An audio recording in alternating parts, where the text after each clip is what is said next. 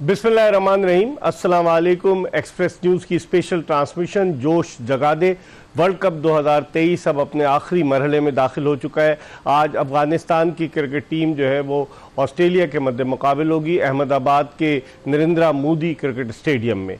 और दूसरी तरफ कल जिस अंदाज से न्यूजीलैंड ने श्रीलंका को 5 विकेटों से हराया, पाकिस्तान की उम्मीदों पर पानी फेर दिया। कल पाकिस्तान का अगरचे इंग्लैंड से मुकाबला है ईडन गार्डन्स कोलकाता में, लेकिन जो इक्वेशन बन रही है वो बड़ी मुश्किल बन रही है कि पाकिस्तान को उस मैच में बैटिंग करते हुए पहले बैटिंग करना होगी और कम से कम 287 रन से वो मैच जीतना होगा। और अगर पाकिस्तान बाद में बैटिंग करेगा तो तकरीबन पाकिस्तान फिर तो बिल्कुल ही बाहर हो जाएगा, क्योंकि अगर 50 रन हैं तो पाकिस्तान को 50 रन 14 गेंदों पर स्कोर करना होंगे 2.4 ओवर्स में, तो बड़ा मुश्किल नज़र आता है 16 गेंदों पर।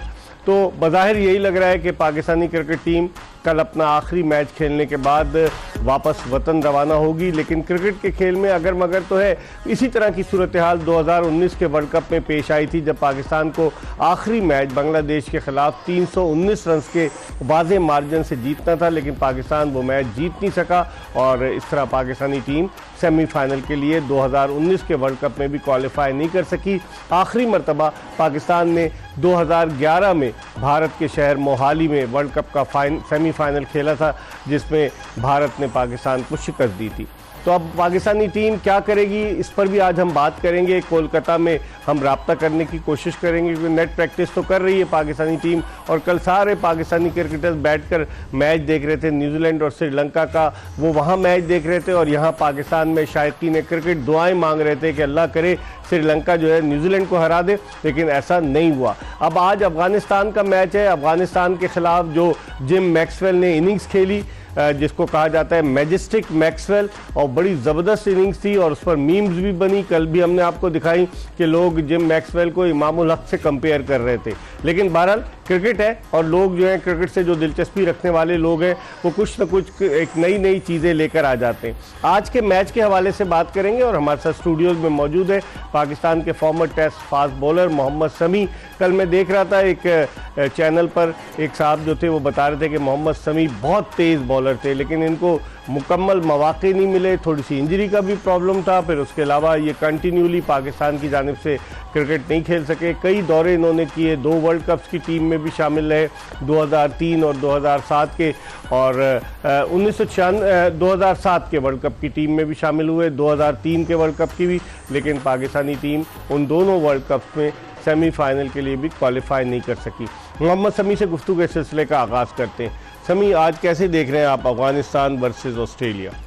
साउथ अफ्रीका जी हाँ, बिल्कुल ज़बरदस्त मैच है। जैसे साउथ अफ्रीका क्वालिफाई कर चुकी है, लेकिन अफगानिस्तान मैं कहूँगा कि अनलकी रही कि पूरा टूर्नामेंट थ्रू आउट जिस तरह वो खेली है, तो अनलकी रही कि मैक्सवेल की अगर बॉलिंग निकाल दें तो इनके सेमीफाइनल खेलने के चांसेस बहुत ज़्यादा वाइड थे और ओपन थे। तो मैं ख्याल मैक्सवेल इनसे वो छीन के ले गए, लेकिन हम कोशिश करेंगे कि आज का मैच जीतें और ये जो इनकी वो जो हुई है क्या कहते हैं कि उभर के जिस तरह सामने इस वर्ल्ड कप में कोशिश करेंगे उसी तरह वो ये मैच भी जीतें। क्योंकि ऑस्ट्रेलिया को अपना आखिरी मैच बांग्लादेश से खेलना है, वो तो इतनी इंपॉर्टेंस का नहीं है।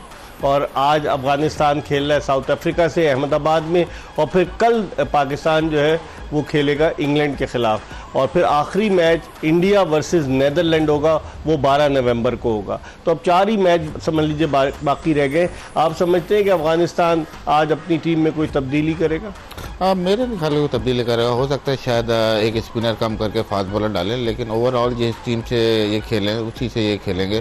और मैं कहता हूँ कि आज का मैच ठीक है, पॉइंट टेबल पे इतना ज़्यादा फ़र्क नहीं डालेगा, लेकिन फिर भी है कि दोनों टीमें चाहेंगी कि साउथ अफ्रीका चाहेगी कि जीत के जाए ताकि मोमेंटम लेके सेमीफाइनल में जाए, और अफगानिस्तान चाहेगी कि एटलीस्ट हम नहीं भी पहुँचे तो एटलीस्ट पॉइंट 10 हो, ताकि हम हो कि थोड़ा सा कॉन्फिडेंस होगा नेक्स्ट वर्ल्ड कप में कि हमारे पॉइंट बराबर थे, सिर्फ रन रेट ही अच्छे होंगे। साउथ अफ्रीका के जानिब से क्विंटन डिकॉक ने जिस तरह की बैटिंग की है, 3 सेंचुरियाँ बल्कि 4 सेंचुरियाँ उन्होंने बनाई है इस टूर्नामेंट में, और बहुत आला किस्म की उन्होंने कारकर्दगी पेश की है, 550 रन बना चुके हैं। आप कैसे देखते हैं उनकी पूरी बैटिंग क्विंटन डिकॉक के गिर्द रिवॉल्व करती? जब अपना आखिरी मैच ये वहाँ खेले थे कोलकाता में इंडिया के अगेंस्ट, सिर्फ 83 रन पर ऑल आउट हो गए थे। तो आप समझते हैं कि आज के मैच में अफगानी बॉलर्स के खिलाफ यकीनन एक बहुत बड़ा चैलेंज होगा साउथ अफ्रीकन बैट्समैनों के लिए? जी हाँ, बिल्कुल चैलेंज होगा, लेकिन बड़ी की विकेट है क्विंटन डिकॉक की, जिस तरह की फॉर्म में तो वो शुरू में ही आपको पता है कि बॉलरों को अटैक कर देता है और विकेट नहीं गिरती तो एक प्लेटफॉर्म सेट हो जाता है उनके लिए।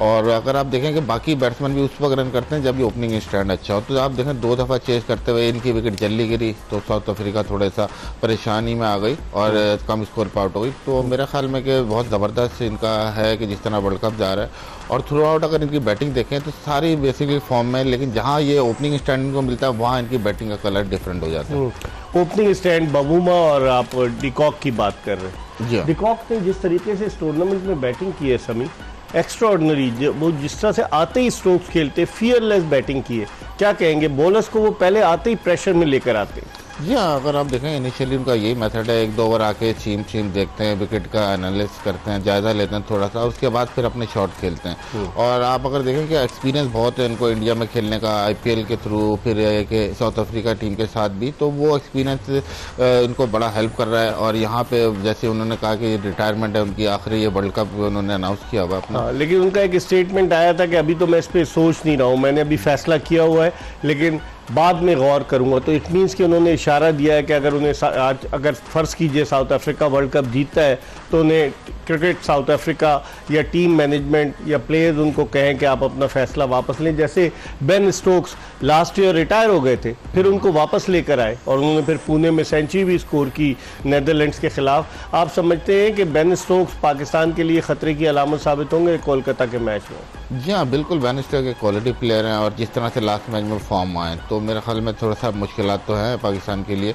और जिस तरह से इंग्लैंड की टीम थोड़ी सी फॉर्म में आई है लास्ट मैच जीत के, तो मुश्किलात हैं। लेकिन पाकिस्तान टीम को देखें इक्वेशन भी बहुत इम्पॉसिबल से मिली है कि 284 रन के मार्जिन से जीतना है। तो डिपेंड करता है अभी किस माइंडसेट से खेलते हैं, खाली मैच जीतने पे जाते हैं। टॉस भी तो रोल प्ले करेगा। अगर इंग्लैंड टॉस जीतता है और वो पहले खुद बैटिंग कर लेता है तो पाकिस्तान का चांस तो बिल्कुल ही खत्म हो जाएगा। अगर पाकिस्तान पहले बैटिंग करता है तब पाकिस्तान का चांस रहेगा। जी हाँ, डिपेंड करता है किस तरह का विकेट है। अगर विकेट इतना हाई स्कोरिंग नहीं हुआ तो और जितना बड़ा इक्वेशन है तो मेरे ख्याल में ये फिर इम्पॉसिबल ही है एटलीस्ट। लेकिन समी जो इक्वेशन आ रही है उसमें यह है कि पाकिस्तान को हर कीमत पर पहले बैटिंग करना होगी ताकि जो जीत का मार्जिन है 287 रन का रहे। और अगर पाकिस्तान बाद में बैटिंग करता है, इंग्लैंड पहले बैटिंग करता है, तो फिर पाकिस्तान का कोई चांस नहीं रहेगा। क्योंकि जो इक्वेशन आ रही है कि अगर 50 रन का इंग्लैंड टारगेट देता है तो 2.4 ओवर्स में मुकम्मल करे, इसी तरह से बढ़ता जाएगा। लेकिन उसमें कोई चांस नहीं है अगर पाकिस्तान जो है वो टारगेट को चेस करे। अगर पाकिस्तान इंग्लैंड को टारगेट को चेस कराता है तो उस सूरत में पाकिस्तान का चांस बनता है। जी हाँ, बिल्कुल, देखें तो फिर ये 30-40 रन आउट करें जो कि आपको पता है कि बहुत ज़्यादा मुश्किल है। बैटिंग में ये कि थोड़ा सा आपके पास चांस है, अगर बैटिंग विकेट थोड़ी हुई तो आप 400 रन पे जाते हैं। देखें एक दफ़ा आपने कोशिश की है तो 200 रन हमने किए 25 ओवर में। अगर 400 से ऊपर जाते हैं तो एटलीस्ट आपके पास 120-30 रन का मार्जिन है कि इसके अंदर आप इंग्लैंड टीम को आउट करें, तो ये थोड़ा सा पॉसिबल लग रहा है। क्या होता है, लेकिन इस वक्त कोलकाता में मौजूद है हमारे दोस्त senior sports journalist Abdul Majid Bhatti, जो तकरीबन 30 बरस से भी ज़्यादा अरसे से जर्नलिज्म से वाबस्ता है। इनसे पूछते हैं कि पाकिस्तानी कैंप की क्या सूरत हाल है। अस्सलाम वालेकुम माजिद भट्टी साहब। जी वालेकुम अस्सलाम। भट्टी साहब, क्या सूरत हाल है? कल के मैच आपने भी देखा होगा, मैंने तो देखा कि आप सौरव गंगोली से भी कल मिले, लेकिन ये बताइए कि कल का मैच जिस तरीके से न्यूजीलैंड ने हराया है श्रीलंका को, पाकिस्तानी कैंप में क्या सूरत हाल है?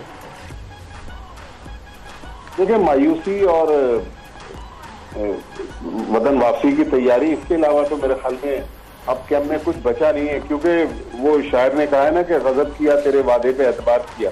तो इस टीम से हमेशा हम लोग उम्मीदें लगा के बैठ जाते हैं। और इकबाल भाई साहब, ये कोई नई कहानी नहीं है। अगर आप पिछले 6 वर्ल्ड कप देख लें, ये 5वां वर्ल्ड कप है जिसके सेमीफाइनल में पाकिस्तान टीम क्वालिफाई नहीं कर सकी।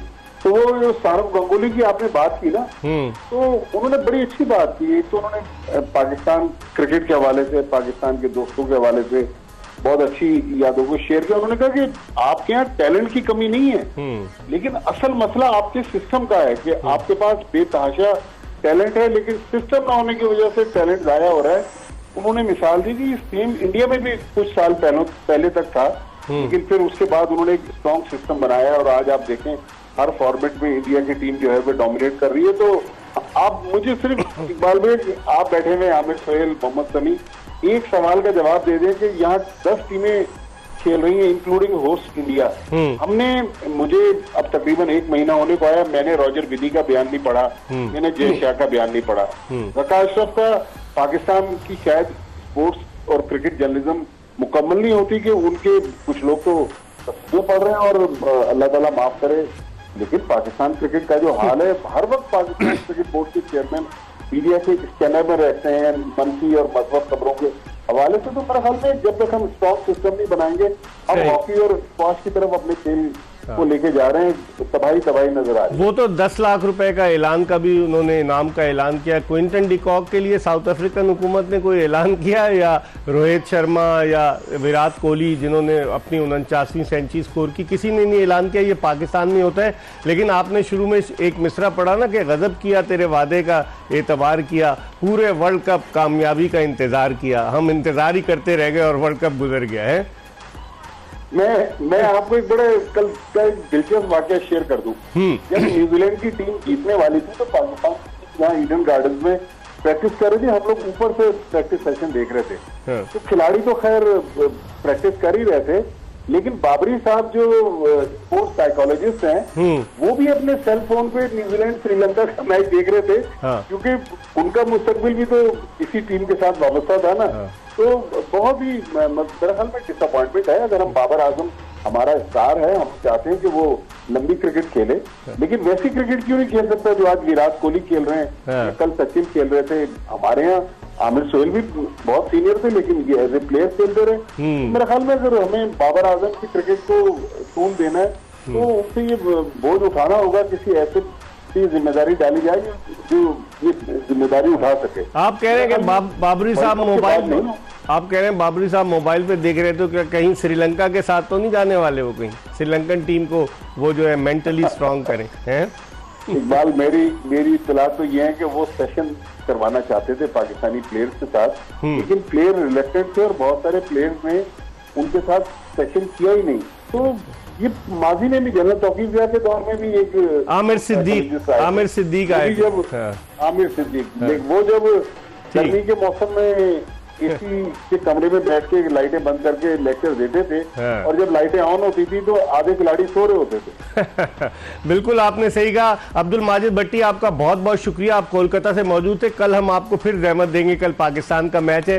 Senior sports journalist Abdul Majid Bhatti Kolkata से हमारे साथ मौजूद थे और बता रहे थे कि पाकिस्तानी टीम के जो साइकोलॉजिस्ट हैं, वो साइकोट्रिस्ट हैं, वो पाकिस्तान के प्रैक्टिस देखने के बजाय मैच देख रहे थे श्रीलंका और न्यूजीलैंड का। हम एक ब्रेक ले रहे हैं, मोहम्मद समी हमारे साथ मौजूद है, और ब्रेक के बाद जब वापस आएंगे समी से गुफ्तगू के सिलसिले को मजीद आगे की तरफ बढ़ाएंगे। पिच के हवाले से भी बात करेंगे कि कैसी पिच होगी आज अहमदाबाद के नरेंद्र मोदी स्टेडियम की।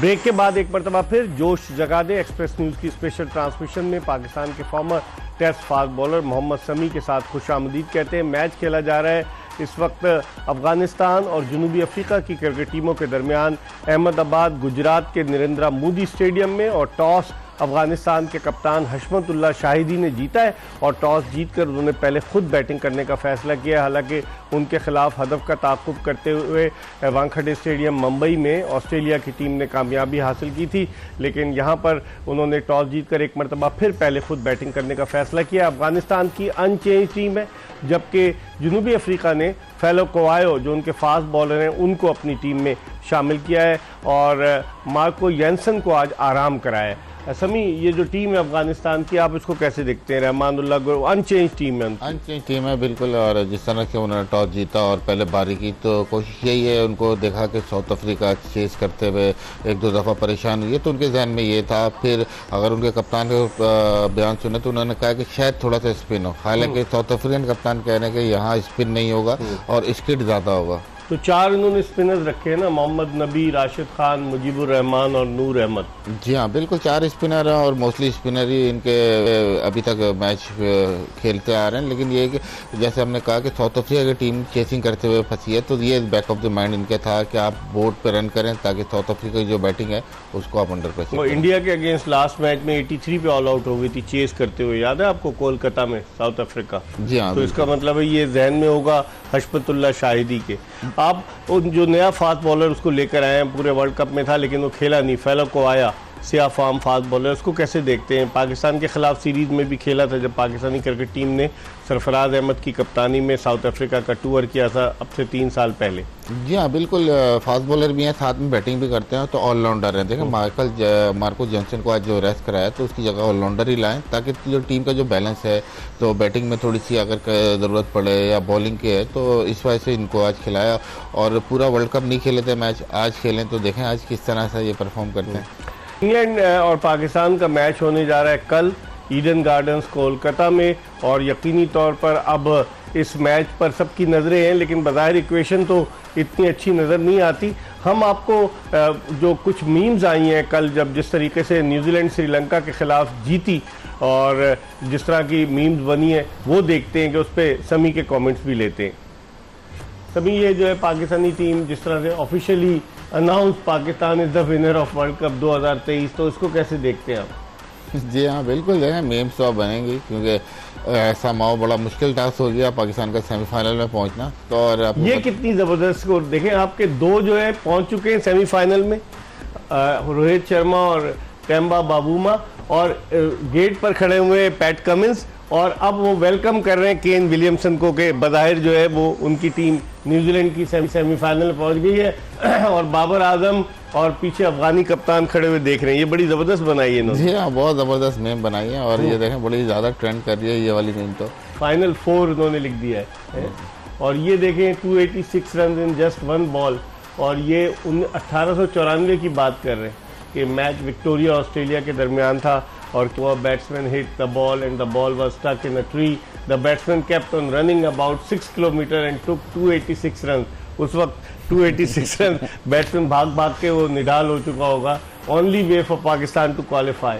और एक ने तो ये बना ही दिया है कि सीन्स ऑन सैटरडे, उसने खुद ही अपना स्कोर कार्ड बना दिया है। आप नहीं बना दिया इस तरह की चीजें बड़ी interest. Pakistan won by 351 run, उसने अपना ही स्कोर कार्ड बना के अपनी प्रेडिक्शन दे दी है। लोगों को शौक तो है ना क्रिकेट का समी, तो इसलिए जब दिल बर्दाश्ता होते हैं कि पाकिस्तान नहीं पहुंचता। और ये Wasim Akram, mathematically it is still possible. Pakistan should bat first against England and post run, then lock the England team in the dressing room and get them timed out. अब ये टाइम्ड आउट वो एंजेलो मैथ्यूज वाला टाइम्ड आउट चल रहा है कि Pakistani team वहाँ जाए और इस तरीके से वो। हाँ, मेरे ख्याल में देखें उनको बैटिंग देने की क्या जरूरत है, फिर फील्ड आप वैसे ही लॉक आउट कर दें और फिर बाद में आके चेस कर लें, शुरू में आउट कर लें और पहली बॉल पे आके चेस तो कर लें। क्या होगा? अब मैथमेटिकली तो ऐसे ही है। हाँ, इस वक्त हमें इंडियन जर्नलिस्ट रोहित ने ज्वाइन किया है और रोहित को हमने पहले भी टेलीफोन लाइन पे लिया था। इनसे पूछते हैं कि जो सेमीफाइनल एक्सपेक्टेड यही है कि मुंबई में होगा इंडिया वर्सेस जो है वो चौथी टीम न्यूजीलैंड।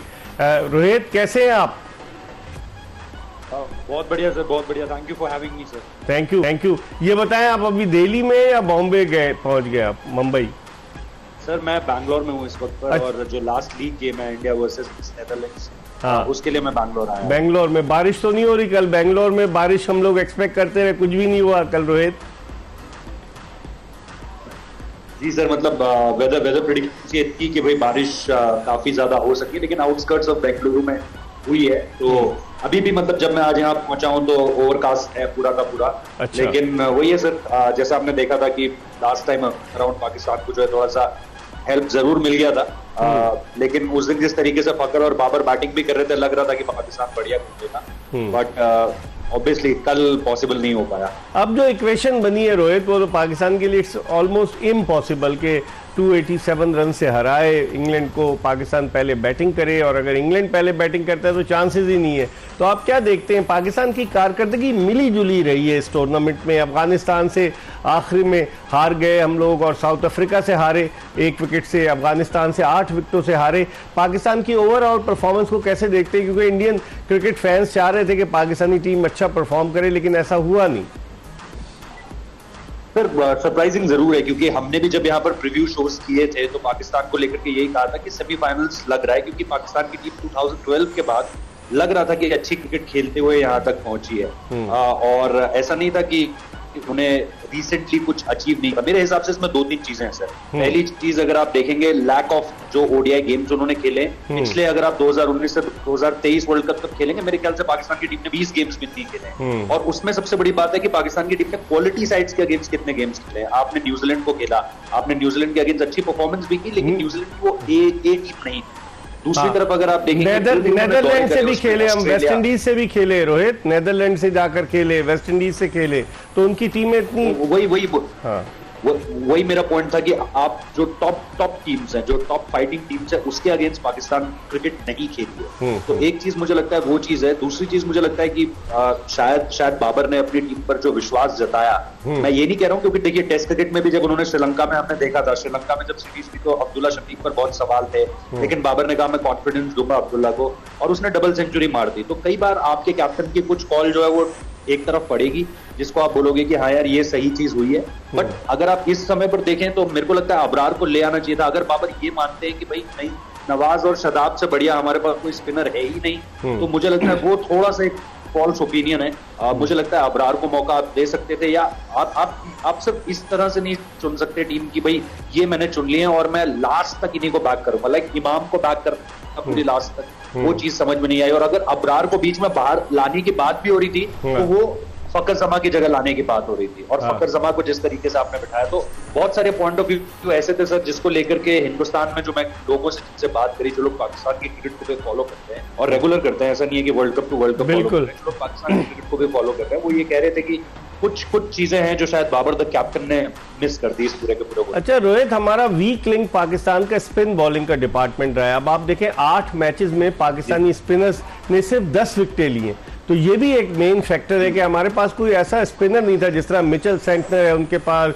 जिस तरह अफगानिस्तान के पास स्पिनर्स हैं, और जिस तरह महाराज है, जिस तरह रविंद्र जडेजा, ऐसा कोई स्पिनर हमारे पास नहीं था।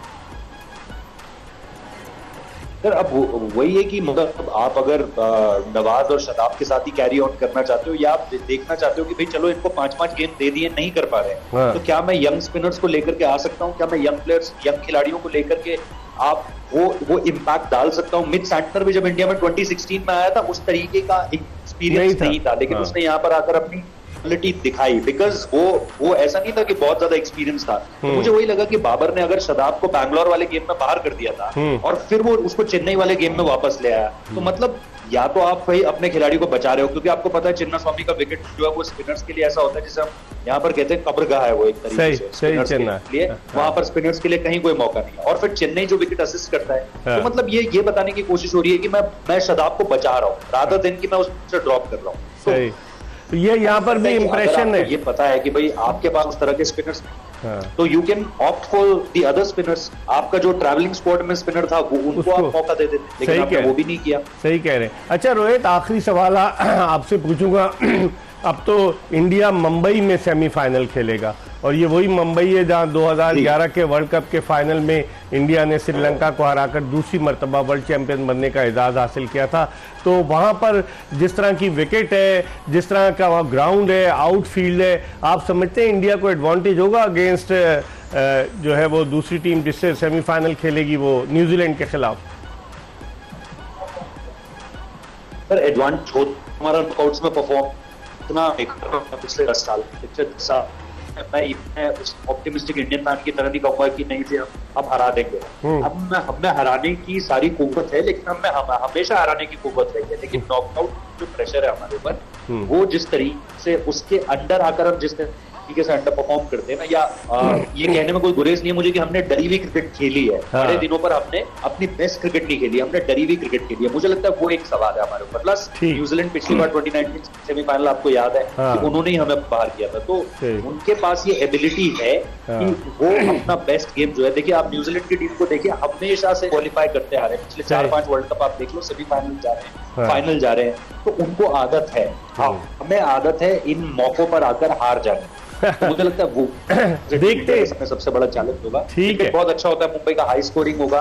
ठीक, मेरे ख्याल से सेकंड बैट करने वाली टीम को हमेशा फायदा होता है, लेकिन सेमीफाइनल का गेम है तो आप बैटिंग मस्ट करना चाहोगे, प्रेशर होगा, just put the opposition under pressure. ठीक है, स्कोर बोर्ड पे इतने रन लगा दो कि दिक्कत ना हो। चलें, thank you very much Rohit, आपने हमें ज्वाइन किया बेंगलोर से। बैंक में मौजूद थे इंडियन स्पोर्ट्स जर्नलिस्ट रोहित। समी, बात तो रोहित सही कर रहे हैं कि जो भारत खेलता हुआ आ रहा है, 8 मैच जीत गया और एक्सपेक्टेड यही है कि आखिरी मैच नीदरलैंड से भी जीत लेगा, लेकिन जब कोई टीम ऊपर जाती है तो कोई ना कोई उसका बुरा दिन आता है।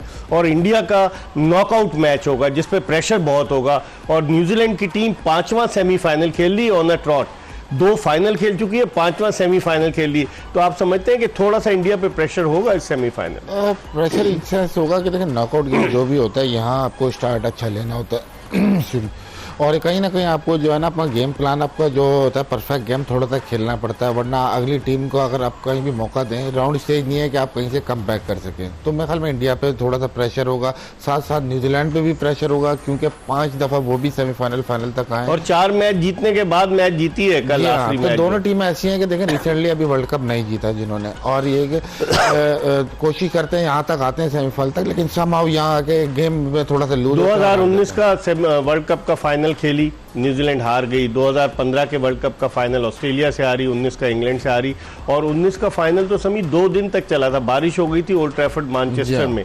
तो इंडिया बड़ी फेवरेट थी, लेकिन हुआ क्या कि न्यूजीलैंड ने हरा दिया, न्यूजीलैंड फाइनल में पहुंच गया। तो कुछ ना कुछ तो होता है इंडियन टीम के साथ, और जिस तरह से उन्होंने पीक हासिल की है, अगर कोई चीज़ टीम पीक पर जाती है तो वो नीचे भी तो आती है। जी हाँ, बिल्कुल चांसेस होते हैं नॉकआउट स्टेज पे कि आपने जहाँ भी थोड़ा सा पोजीशन आप पे अटैक किया या नई स्ट्रेटजी से आए या थोड़ा सा अपने आप को अच्छा विकेट पे अप्लाई किया और कंडीशन को अप्लाई किया, तो चांसेस होते हैं कि कहीं भी आप अगली टीम को प्रेशराइज करो, और कहीं उसने गलती की तो फिर आपको पता है नॉकआउट स्टेज पे एक दफ़ा आप जो टीम आ जाए तो फिर वो दूसरी टीम को ऊपर नहीं आने देती। अब यहाँ अफगानिस्तान पहले बैटिंग कर रहे हैं, आप कैसे देखते हैं? इब्राहिम ज़ादरान ने सेंचुरी स्कोर की, पहला अफगानी batsman to score a century in World Cup. और अफगानिस्तान की टीम वर्सेस साउथ अफ्रीका, आप कैसे देखते हैं? साउथ अफ्रीका तो रिलैक्स्ड होगा क्योंकि वो ऑलरेडी सेमीफाइनल में पहुंच चुके हैं, लेकिन अफगानिस्तान अपनी प्राइड के लिए तो कोशिश करेगा कि साउथ अफ्रीका को हराए। जी हाँ, बिल्कुल खेलेगा, और जिस तरह उन्होंने आज बारी की तो मुझे लग रहा है हल्का सा विकेट में थोड़ा सा मॉइस्चर है। शुरू में जैसे हमने देखा कि बॉल हल्का सा शायद फंस गया है, लेकिन ये बड़ा इंपॉर्टेंट ओपनिंग पेयर है इनका। अगर आप देखें गुरबाज 3-4 मैचों से इतना ज़्यादा रन नहीं कर रहे। इब्राहिम खालिद बहुत अच्छा खेले, 100 किया, लेकिन कहीं ना कहीं आज गुरबाज अगर करते हैं तो फिर ये लंबा स्कोर करेंगे। और उनके रहमत शाह, उसके अलावा उनके कप्तान हशमतुल्लाह शाहिदी, अजमत उमर जई, उनकी बैटिंग में तो है कुछ लोग ऐसे हैं कि जो रन्स करते हैं। जिस तरह से रहमत शाह बड़ा टेक्निकली साउंड प्लेयर नजर आया हमें। जी हाँ, साउंड प्लेयर और थ्रू आउट कंसिस्टेंट परफॉर्मेंस हुई है मिडिल ऑर्डर से। रहमत शाह को देख लें आप और हशमतुल्लाह को देख लें तो थ्रू आउट कंसिस्टेंट परफॉर्मेंस की है। तो बैटिंग में इसी वजह से देखें हर मैच में इनका आप कहीं नहीं देखेंगे पूरे कहीं भी क्लैप्स हुए हैं। एक अपना वो लेके चले, प्लान लेके चले, और इसको इन्होंने पूरा एग्जीक्यूट किया। और 280 पाकिस्तान के खिलाफ सिर्फ 2 विकेटों पे इन्होंने अचीव कर लिया। मतलब ये कि टारगेट को चेस करने में इन्होंने ज़्यादा बेहतर कारकर्दगी का मुजाहरा किया अफगानिस्तान ने। मेरे ख्याल में देखें दोनों, अगर आप बॉलिंग भी देखें डिसेंट इनफ जॉब किया। ठीक है, किसी बॉलर ने बहुत ज़्यादा आउट नहीं किए, लेकिन डिसेंट इनफ जॉब किया, और बहुत अनलकी रहे हैं कि वो जिस दिन मैक्सवेल जिस तरह की इनिंग खेल गए उसकी वजह से वर्ल्ड कप से बाहर होगा। मेरे ख्याल में अगर वो इनिंग नहीं होती तो ये कहीं ना कहीं अभी सेमीफाइनल की दौड़ में होता, और इनका आज भी चांस होते कि सेमीफाइनल में खेलें। तो वो मैक्सवेल की इनिंग्स इनको एक डरावना ख्वाब साबित हुई इनके लिए, इनको पीछा करती रहेगी जब तक, क्योंकि अफगानिस्तान आपको याद है समी अगस्त में 300 करके पाकिस्तान से हारा था हम्बन टोटा में, जहाँ डबल सेंचुरी ओपनिंग पार्टनरशिप हुई थी इब्राहिम ज़ादरान और उनके साथ रहमानुल्लाह गुरबाज की, लेकिन नसीम शाह ने वो जो आखिरी ओवर में 11 रन चाहिए थे हमने कर लिए थे। तो अफगानिस्तान कहीं ना कहीं जाकर अच्छे बिग ओकेजन पर वो क्रम्बल कर जाते हैं। इसकी रीज़न आप क्या समझ रहे हैं? तजुर्बा नहीं है उनके कप्तान का। एक आज मैं स्टेटमेंट पढ़ रहा था, वो ये कह रहा था कि अब हमें जो है ना वनडे और टेस्ट क्रिकेट ज़्यादा खेलनी चाहिए, क्योंकि उनके बेशतर प्लेयर्स तो T20 स्पेशलिस्ट हैं। जी हाँ, बिल्कुल देखें कहीं ना कहीं बहुत ज़्यादा क्लोज आके ये मैच आ रहे हैं। अगर आप रिसेंटली पीछे देखें तो पाकिस्तान से भी मैच इनके बड़े फंस के हुए, पाकिस्तान बिल्कुल एंड में आके जीता, और अब देखें इस वर्ल्ड कप में उन्होंने हरा दिया। तो अब इनकी वर्ल्ड कप की परफॉर्मेंस देखें तो कहीं ना कहीं इनके मैच 4 मैच जीते, 4 मैच जीते, कहीं ना कहीं मैक्सवेल की बॉलिंग निकाल दें तो इनका चांस था पहुंचने का। तो इनके जहन में अब आ गया है कि हम जीत सकते हैं, बिलीव भी आ गया है। फिर इन्होंने जिस तरह मेथड चेंज किया है वनडे का, बड़ी लंबी क्रिकेट का, तो मेरे ख्याल में आइंदा आने वाले मैच दिनों में बहुत अच्छी टीम हो जाएगी। अब देखते हैं क्या करता है अफगानिस्तान, जो कि पहला ओवर हो रहा है। कगिसो रबादा साउथ अफ्रीका की जानिब से पहला ओवर कर रहे हैं और अफगानिस्तान के दोनों ओपनर्स इब्राहिम ज़ादरार और रहमतुल्लाह गुरबाज इस वक्त क्रीज पर मौजूद हैं। हम न्यूज़ अपडेट्स के लिए ब्रेक ले रहे हैं और ब्रेक के बाद जब वापस आएंगे तो मजीद बात करेंगे अफगानिस्तान साउथ अफ्रीका के मैच के हवाले।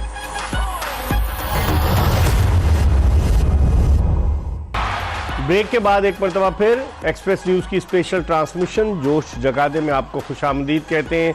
South Africa versus Afghanistan match जारी है। अहमदाबाद में पहला ओवर हो रहा था और पहले ओवर में चौका भी लगा। कगिसो रबादा बॉलिंग कर रहे थे।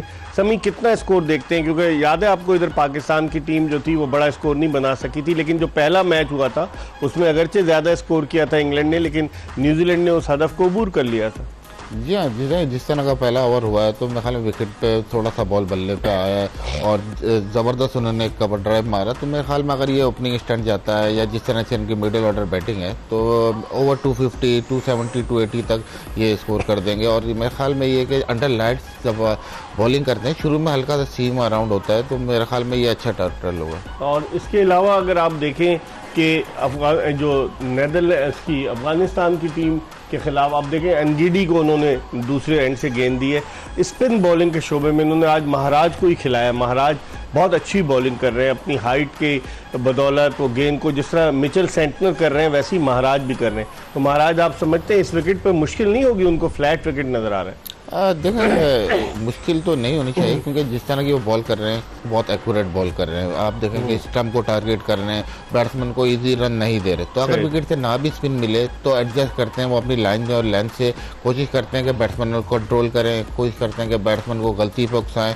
अगर नहीं ब्रेक हो रहा तो फिर वो अपने डिसिप्लिन बॉलिंग पाए जाते हैं। तो मेरे ख्याल में यही इनका बॉलिंग का आप अगर कहें कि बिल्कुल वो इसकी वजह से ही वो अच्छी बॉलिंग कर रहे हैं। बाकी ये मुझे नहीं लगता कि आज विकेट पर इतना ज़्यादा स्पिन होगा और यही समझते हुए उन्होंने आज तब्रेज शमसी को नहीं खिलाया है और वो फास्ट बॉलर। जी हाँ बिल्कुल, तो इस विकेट पे इतना स्पिन नहीं लग रहा मुझे। अभी दूसरे ओवर का खेल जारी है और 6 रन बगैर किसी विकेट के नुकसान के बनाए अफगानिस्तान ने।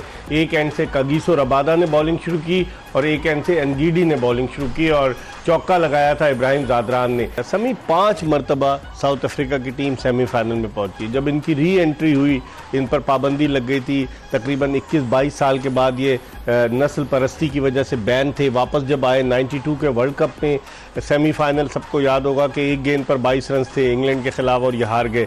और उसके बाद से कोशिश तो कर रहे हैं, सेमीफाइनल तक पहुंचते लेकिन फाइनल तक नहीं पहुंच पा रहे। क्या रीज़न क्या समझते हैं? क्या बहुत ज़्यादा पुरेतमाद हो जाते हैं जिसकी वजह से वो आगे नहीं बढ़ पाते कि सेमीफाइनल पहुंच गए काफ़ी है?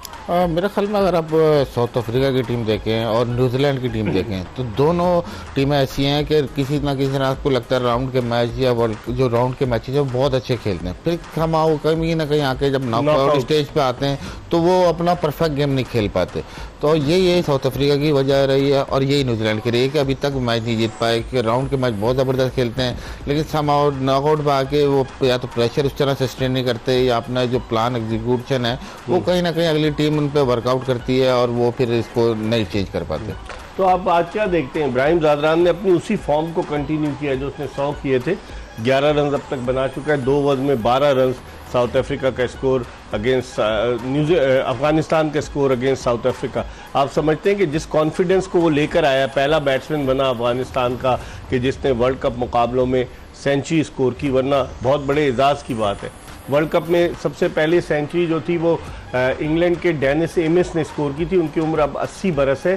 1975 के वर्ल्ड कप में उन्होंने पहली सेंचुरी बनाई। फिर पाकिस्तान की जानिब से पहली सेंचुरी इमरान खान ने स्कोर की। और अगर आप देखें जो ऑस्ट्रेलिया की जानिब से एलन टर्नर ने पहली सेंचुरी बनाई। वर्ल्ड कप मुकाबलों की मैं बात कर रहा हूँ। और इसी तरीके से बेशुमार ऐसे क्रिकेटर्स हैं कि जिन्होंने वर्ल्ड कप मुकाबलों में अपने अपने मुल्क की नुमाइंदगी करते हुए, भारत की जानिब से पहली सेंचुरी कपिल देव ने स्कोर की 1983 में जिम्बाब्वे के खिलाफ। और इस तरीके से बेशुमार क्रिकेटर्स हैं। गैरी कर्स्टन ने साउथ अफ्रीका की जानिब से पहली सेंचुरी बनाई। इब्राहिम ज़ादरान ने पहली सेंचुरी स्कोर की साउथ अफ्रीका अफगानिस्तान की जानिब से। इसी तरीके से अरविंदा डिसिल्वा, उन्होंने 1996 के वर्ल्ड कप में श्रीलंका की जानिब से पहली सेंचुरी बनाई। तो बेशुमार ऐसे क्रिकेटर्स हैं समी, यानी ये भी एक ऑनर की बात है ना कि एक इवेंट में पहले आदमी बनना, जैसे इब्राहिम जादरान पहला प्लेयर बना अफगानिस्तान का कि जिसने सेंचुरी बनाई, और वो भी एक मजबूत टीम के खिलाफ, ऑस्ट्रेलिया के खिलाफ। बहुत ज़्यादा जायज़ की बात है। और आपको पता है कि इस तरह का इवेंट पहली सेंचुरी है, हिस्ट्री में अपना नाम लिखवाया है। और जिस तरह से खेलते हैं थ्रू आउट, अगर देखें अफगानिस्तान टीम की हम बात करें तो उनसे एसोसिएट ज़्यादातर यही होता था कि स्पिन बॉलिंग, उनकी स्पिन बॉलिंग।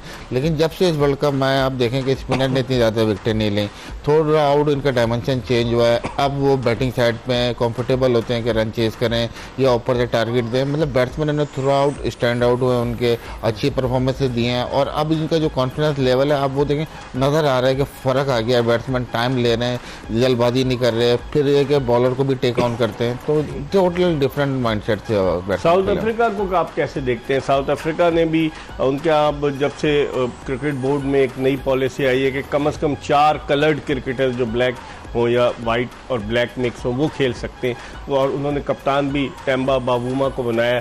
तो आप समझते हैं साउथ अफ्रीकन क्रिकेट अब दोबारा से उस तरफ जा रही है जो कामयाबी की तरफ?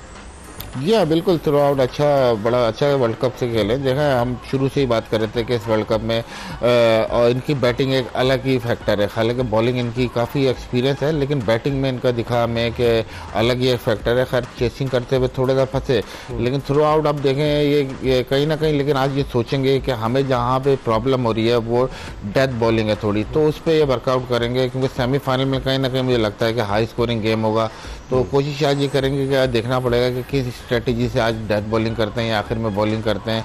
नया बॉल तो खैर आज इतना ज़्यादा स्विंग सीन नहीं हो रहा, लेकिन ये कि कैपेबिलिटी इनकी है, अच्छी है। अब महाराज ने कैच ड्रॉप किया है रबादा की गेंद पर, उतने दाएं जानिब डाइव करके उन्होंने गेंद को कैच करने की कोशिश की थी शॉर्ट कवर पोजीशन पर, और ये इनके लिए खासा महंगा साबित होगा जो शुरू में ही इन्होंने कैच ड्रॉप कर दिया। वरना ये दोनों ओपनर्स ऐसे हैं जो लंबी पार्टनरशिप करते हैं। मैंने बताया पाकिस्तान के खिलाफ इस साल अगस्त में 200 से ज़्यादा रन की पार्टनरशिप की थी। ये कैच कितना महंगा साबित होगा? ज़ाहिर सी बात है, अगर ओपनर आउट हो जाते तो अगली टीम पे आता प्रेशर। लेकिन मेरे ख्याल में ये कैच गया उनकी रॉन्ग साइड पे गया है, ये लेफ्ट हैंडर, तो रॉन्ग साइड पे गया, इस वजह से मेरे ख्याल में स्ट्रॉन्ग हैंड नहीं था। वरना अगर लेफ्ट साइड पे होता तो चांसेस ज़्यादा थे कि वो स्टिक कर जाए। और ऐसे ही कैच होते हैं जो एकदम बॉलर को भी उठाते हैं, फिर टीम का मोराल भी बदल देते हैं। यहाँ अगर विकेट गिरती तो जाहिर सी बात है फिर इनका जो मिडिल ऑर्डर है जो कंसिस्टेंट है, जितनी जल्दी नया से आएगा नया बॉल पे चांसेस थे उसके आउट होने के। लेकिन अभी तक जो समी बॉलिंग की है कगिसो रबादा ने और एनगीडी ने, बज़ाहिर यही लग रहा है कि इस विकेट पर गेंद बल्ले पर आ रहा है। क्या कहेंगे? जी आप देखें जिस तरह का विकेट है बल्ले पे आ रहा है, अगर आप देखें कि ऐसा नहीं है कि फंस के आ रहा है, फिर साइड में कहीं नहीं मूवमेंट नजर है, ऐसा नहीं लगा कहीं स्विंग हो रहा हो या सीम हो रहा हो, अच्छा खासा बल्ले पे आ रहा है। तो अब देखना होगा कि किस तरह की ये बारी करते हैं या किस तरह का मैसेज देते हैं कि कौन सा टोटल इनके लिए सेफ है। क्योंकि साउथ अफ्रीकन बैटिंग आपको पता है कि अगर वो चली तो they are the dangerous side batting के अंदर भी। गुरबाज का कैच छूटा है ना, गुरबाज का कैच ड्रॉप हुआ है, और जिस तरह से इसकी ओवर किया कगिसो रबादा ने, सिर्फ एक ही रन दिया और अब थोड़े से कॉशियस हो गए। लेकिन इस पिच पर मोहम्मद समी आप क्या समझते हैं कि लेफ्ट आर्म स्पिनर कैशेव महाराज कितना सक्सेसफुल होगा? क्योंकि मिचेल सेंटनर का आज मैं इकोनॉमी रेट देख रहा था, सबसे अच्छा उसका इकोनॉमी रेट है लेफ्ट आर्म स्पिनर्स में, और महाराज इस पिच पर क्या मुश्किल डाल सकता है अफगानी बैट्समैनों के लिए? मेरे ख्याल में देखें इस विकेट पे जैसा भी लग नहीं रहा कि बहुत ज़्यादा स्पिन होगा, ऐसा लग रहा है कि थोड़ा सा बॉल फंस के शायद बाउंस करे, तो वो करते हैं बहुत ही अच्छी भी लेंथ पे बॉलिंग करते हैं, तो रोल उनका बहुत इंपॉर्टेंट है। अगर आप देखें कि अफगानिस्तान की टीम जो है शुरू में थोड़ा सा कॉशियस खेलते हैं, लेकिन मिडिल ऑफ द ओवर ये भी कोशिश करते हैं कि हम टारगेट करें बॉलर को और रन बनाएं। तो अगर ये कि कैसर महाराज अगर अच्छी बॉलिंग करते हैं आज, तो कहीं ना कहीं मिडिल ओवर में विकेट लेते हैं तो अफगानिस्तान स्ट्रगल करेगी। सेंटनर की 16 विकेटें, और अगर सेंटनर का आप इकोनॉमी रेट देखें तो 4.8 का, अगर एक left arm spinner 4 over 4.5 run फी ओवर अगर दे रहा है तो इसका मतलब है कि कामयाब है ना वो इस वर्ल्ड कप में। मिचेल सेंटनर की बात कर रहा हूं। जी हाँ बिल्कुल, जिस तरह की वो बॉलिंग करे हमने बताया कि थ्रू आउट वर्ल्ड कप में खैर वो ज़बरदस्त बॉलर है, लेकिन वर्ल्ड कप में वो अलग ही रूप में नजर आए। अगर आप देखें जिस वेरिएशन से बॉल कर रहे हैं, एंगल कर रहे हैं वाइड ऑफ द क्रीज जाके, फिर ब्रेक भी कर रहे हैं। ऊपर से कि कॉन्फिडेंस कप्तान का देखें ये होता है, थोड़ा सा लाइसेंस भी दिया हुआ है कि आप बॉल करें, विकेट टेकिंग बॉल करें, हमें नहीं चाहिए कि थोड़े से रन रोकें। तो कोशिश वो ये होती है जब भी वो आए, जिस स्पेल में भी आए, कोशिश करते हैं विकेट ले। ये नहीं है कि रन कंटेन की तरफ जाए, कोशिश करते हैं कि वो अच्छी एरिया में बॉल करें, वहाँ से ब्रेक करें और आउट करें। मधुशंका की बॉलिंग के बारे में क्या कहेंगे? 21 विकेटें ली, अगरचे श्रीलंका की टीम सेमीफाइनल के लिए क्वालिफाई नहीं कर सकी, लेकिन Madushanka left arm fast bowler, आप भी फास्ट बॉलर है, 21 विकेटें, और कल के मैच में वो न्यूजीलैंड के खिलाफ 1 विकेट भी नहीं ले सके। लेकिन ओवरऑल अगर आप देखें तो वो एक श्रीलंका की जानिब से एक स्टार के तौर पर उभर कर सामने आए, जिनका फ्यूचर बड़ा ब्राइट नजर आता है। जी हाँ, बिल्कुल, बहुत ज़बरदस्त बॉलिंग किया वर्ल्ड कप में। और देखें सबसे मुश्किल होता है जब आपको पता होगा आपकी टीम नहीं जीत रही, तो उसके साथ भी आपको जो है फिर भी आप मुसलसल पता कल देखें मधुशंका की 21 विकेटें, 20 विकेटें एडम जंपा की हैं, उसके अलावा येंसन जो आज नहीं खेल रहे उनकी 17 विकेटें, शामी की 16 विकेटें और सेंटनर की 16 विकेटें, ये जो टॉप के बॉलर्स हैं। तो इस लिहाज से आप जो कह रहे थे मधुशंका को, तो उन्होंने उनका अगरचे इकोनॉमी रेट 6.7 का था, लेकिन इनमें सबसे अच्छा इकोनॉमी रेट जो है मोहम्मद शमी का है, जिन्होंने 4 मैचों में 4.3 का। और फिर स्पिनर्स में सबसे अच्छा इकोनॉमी रेट मिचेल सेंटनर का है कि जिन्होंने 4.81 के इकोनॉमी रेट से बॉलिंग की। इस चार्ट को देखते हुए आप क्या देखते हैं कि स्पिनर्स और फास्ट बॉलर्स दोनों मिलजुल कर इस वर्ल्ड कप में अच्छा परफॉर्म करते चले आ रहे हैं? जी हाँ, बिल्कुल, ये कि जिसने नया बॉल पे भी विकेटें लिए फास्ट बॉलर ने, और स्पिनर जहाँ भी बड़े दिल से बॉल किया, अच्छी बॉलिंग की है, वहाँ उन्होंने भी अच्छी बॉलिंग की। और अगर आप सबसे बड़ी बात देखें कि हमने शुरू में भी कहा था कि यहाँ पे जिन तरह की विकेटें हैं, यहाँ पे कंटेन बॉलिंग उसी तरह हो सकती है जब आप विकेटें लेते रहें। तो थ्रू आउट आप अगर ये चार्ट देखेंगे तो आपको आइडिया हो जाएगा कि जो विकेटें लेते जा रहे हैं वही बॉलर इकोनॉमी साइड में। शाहीन शाह अफरीदी ने भी अच्छी बॉलिंग की हमारी तरफ से, ये बदकिस्मती हमारी टीम के आगे नहीं जा सकी। लेकिन आप शाहीन शाह अफरीदी को कैसे देखते हैं? पुराने रिदम में वापस आए हैं या आप समझते हैं कि अभी और इम्प्रूवमेंट और इनको करनी होगी? इनकी फिटनेस पर क्वेश्चन मार्क है। जी हाँ, देखिए इम्प्रूवमेंट की तो हर बंदे को ज़रूरत होती है, और कहीं ना कहीं आपको इम्प्रूवमेंट चाहिए होती है ताकि आप नेक्स्ट लेवल पे जाएं। थ्रू आउट खैर उन्होंने बहुत ज़बरदस्त बॉलिंग किया वर्ल्ड कप में, लेकिन मैं समझता हूँ कि जिस तरह के वो नया बॉल करते थे इस वर्ल्ड कप में उस तरह नहीं उनसे हुआ। अगर वो उस तरह की वो बॉल करते तो हो सकता है एक आध मैच में हम और जीतते, तो वो 2 पॉइंट हमारे को काम आते और हम सेमीफाइनल के लिए ज़्यादा ईजी हो जाते। जैसे हम अफगानिस्तान से हार गया, साउथ अफ्रीका से आखिरी लम्हे पर जो तबरेज शमसी और महाराज ने पार्टनरशिप कर दी, आपको याद है 280 कुछ चेन्नई में करने थे, तो साउथ अफ्रीका ने जो है वो आखिरी विकेट उनकी थी, उन्होंने बेहतरीन परफॉर्मेंस दी और पाकिस्तान मैच हार गया।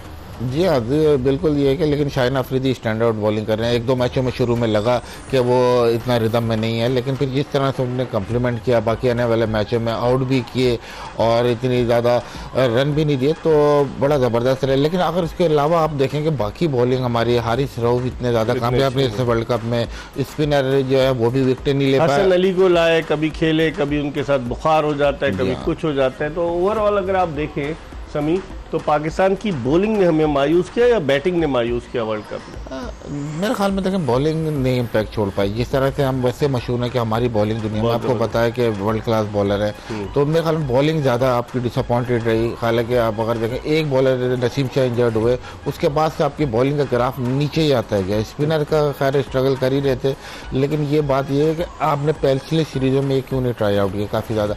ठीक है, एक टीम सेट होती है, लेकिन कहीं ना कहीं आप अपना बैक ऑफ द माइंड अपने ऑप्शन आप देख रहे होते। तो एज अ कप्तान मेरे समझता हूँ कि पिछली सीरीजों में आपने ट्राई आउट नहीं किया, ना फास्ट बॉलर ना स्पिनर। जमान को हमने रिजर्व में रख के घुमा रहे हैं, ट्राई तो करना चाहिए था। अगर हम उसको किसी की जगह ला सकते थे, जिस तरह बास टीमें ने चेंज किया है, वो लेकर आए हैं कि भाई इसको इंजरी हो गई तो उसको ले आए। अब शकीबुल हसन चले गए, उनकी जगह अनमुल हक आ गए बांग्लादेश के। तो इस तरह से चेंजेस तो की हैं टीमों ने। जी हाँ, चेंजेस किए, लेकिन मैं जैसे आपको कहा कि आपको जो है ना अपना पूल भी बढ़ाना होता है। कप्तान आप खाली 16 बंदों पे नहीं डिपेंड करते, कोई इंजर्ड हो जाए, किसी की फॉर्म ख़राब हो जाए, तो यहाँ ये बहुत ज़रूरी है। देखें, मैंने कल भी आपसे इस प्रोग्राम में डिस्कस किया था, हमारी डोमेस्टिक हो रही है, वनडे कप चल रहा है, तो आपको अगर लग रहा है स्पिनर पे हम थोड़े प्रॉब्लम कर रहे हैं, तो कहाँ स्पिनर परफॉर्म कर रहे हैं? आपके वनडे में कितने लेफ्ट आर्म स्पिनर खेल रहे हैं, कितने लेग स्पिनर खेल रहे हैं? ये एक मैसेज होता है जो ऊपर से चलता है, ऊपर की मैनेजमेंट से, टीम मैनेजमेंट के थ्रू, हमें आने वाले दिनों में ये प्लेयर रिक्वायर्ड है, आप इस पे फोकस करें। तो मेरे ख्याल में कम्युनिकेशन गैप बहुत ज़्यादा है। ठीक है, अब 5वें ओवर का खेल जारी है। 24 रन बनाए अफगानिस्तान ने साउथ अफ्रीका के खिलाफ टॉस जीतकर पहले बैटिंग करते हुए। हम इंशाल्लाह ताला इस ट्रांसमिशन को क्लोज करके रात 11:05 पर दोबारा आपकी खिदमत में हाजिर होंगे। मिर्जा इकबाल बेग, मोहम्मद मोहम्मद समी और एक्सप्रेस न्यूज़ की पूरी प्रोडक्शन टीम को इजाज़त दीजिए। अल्लाह हाफ़िज़।